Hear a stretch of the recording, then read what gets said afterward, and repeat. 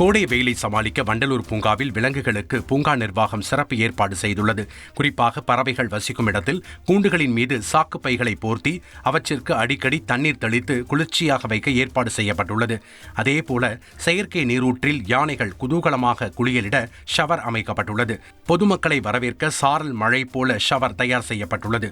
அதோடு குரங்குகளுக்கு அதிக நீர்ச்சத்துள்ள பழங்களான தர்பூசணி, சாத்துக்குடி பழங்கள் வழங்கப்பட்டு வருகின்றன.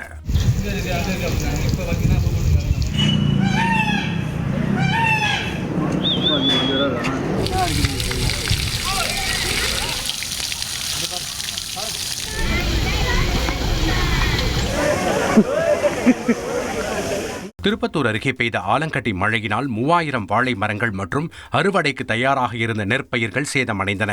பூங்குளம் பகுதியில் 1 மணி நேரம் பலத்த காற்றுடன் பெய்த ஆலங்கட்டி மழையால் கடன் பெற்று பயிர் செய்த விவசாயிகள் தங்களுக்கு பெருமளவு நஷ்டம் ஏற்பட்டுள்ளதாக வேதனை தெரிவித்தனர். பாதிக்கப்பட்ட பயிர்களை அதிகாரிகள் ஆய்வு செய்து எங்களுக்கு உரிய நிவாரணம் வழங்க வேண்டும் என்றும் அவர்கள் கோரிக்கை விடுத்துள்ளனர். செய்திகளை உடனுக்குடன் தெரிந்து கொள்ள உடனே சப்ஸ்கிரைப் பண்ணுங்க.